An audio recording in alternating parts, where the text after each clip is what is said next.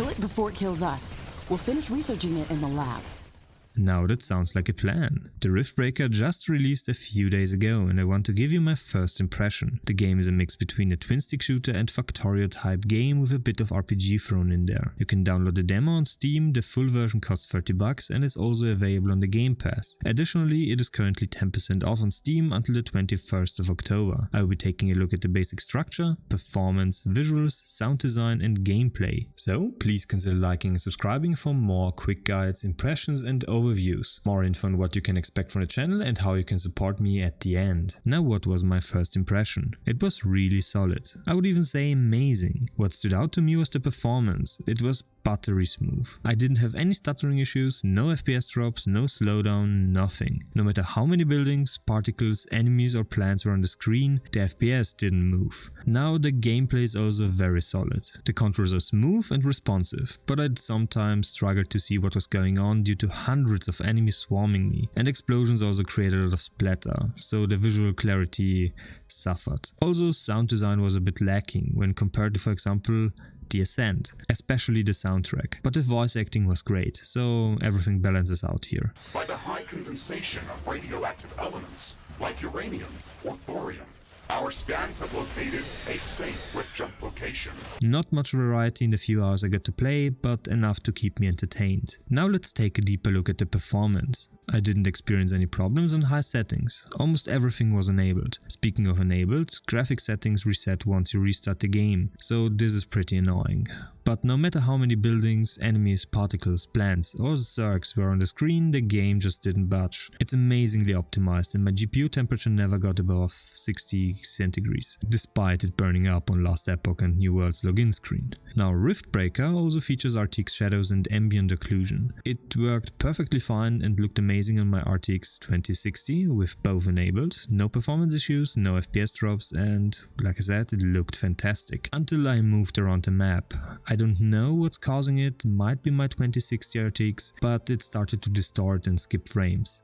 It didn't feel laggy, it didn't drop FPS, it was just different. Lowering shadows, disabling ambient occlusion or just ambient occlusion by itself didn't matter. The RTX was causing problems and it never got resolved, so I disabled it for the test. Visuals were otherwise really nice. A bit too much bloom for my taste, but the textures are detailed, there is a lot of variety to assets, enemies are plentiful and buildings look like they belong into the setting. So the shadows and lighting are on another level. I really like those features in this generation. I have never seen a game run this smooth despite having omnidirectional shadows with thousands of assets around you. Seeing this for grass really fascinated me. It looked even better with RTX on. The lighting is just really immersive and makes exploring this world super fun, despite being a top-down, well, twin-stick shooter. All crystals, fauna, flora, environments also convey that alien feeling. It's similar to Earth but at the same time completely different. It invokes that uncanny feeling just a little bit, but avoids it at the same time due to vibrant colors. Now the host of this game was really generic. I had trouble remembering it and it didn't really move me in any way, which is quite sad.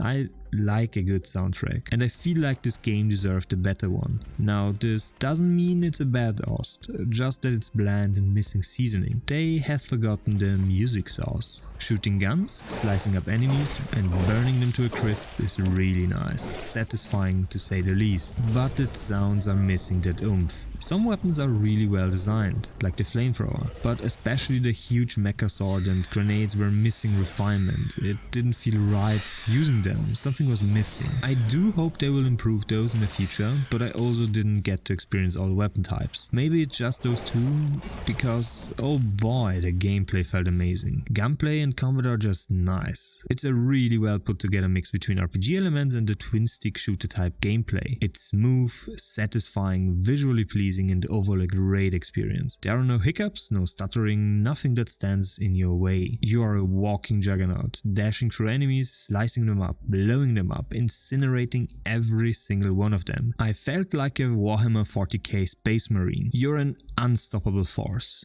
Until you hit bigger things. tougher and faster enemies. You need to research new weapons, upgrade your gear, your mods, your consumables and your armor. There are multiple damage types in the game with enemies having resistances to those. You need to adjust your loadout, and the ever increasing hostility of environments makes this one always engaging and never devolves into a city builder. But it still strikes a nice balance between those two. You need resources, and lots of them. Setting up your outpost, your energy farm, your storage city, and securing it all with turrets to respond to a variety of enemies is essential to your survival. You also do not need to restructure your entire base because of upgrades. This is just done through an upgrade option for each building. They also change visually in appearance, which is quite nice. Now the map seems a bit small at first, but you're not bound to only one biome. Building an orbital scanner allows you to scout for new locations on Galatea to find and secure new resources. The game gives you plenty of reasons to explore the planet in your mecha suit. Killing enemies rewards you with samples which unlock further research and new weapons,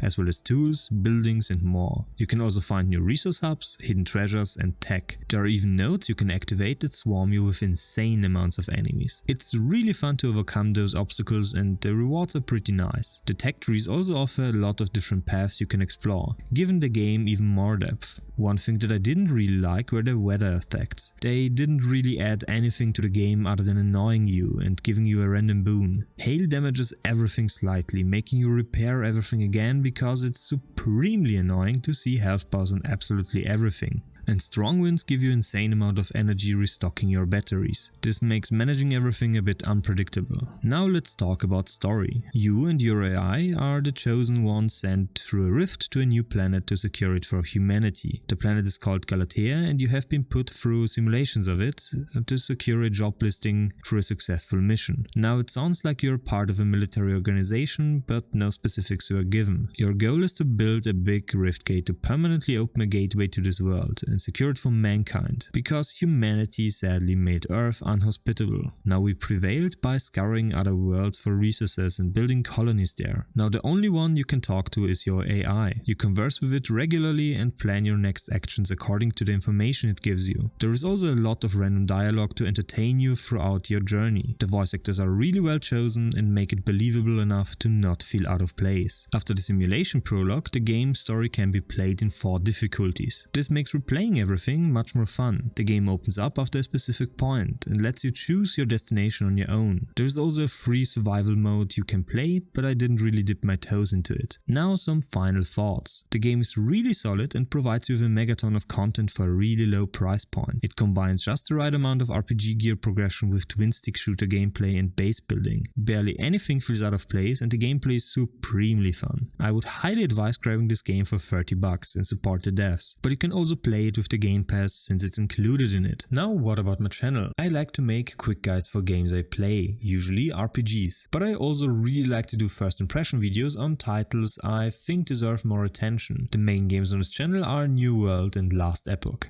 They're later on hold for now until the next patch, but I also like to mix things up. Overviews and analysis videos of MMORPGs and some games are also on the menu, and you can follow me on Twitter for more information on videos I'm currently working on, some thoughts on games and just some fun. So it's getting pretty late, that's all I have for now.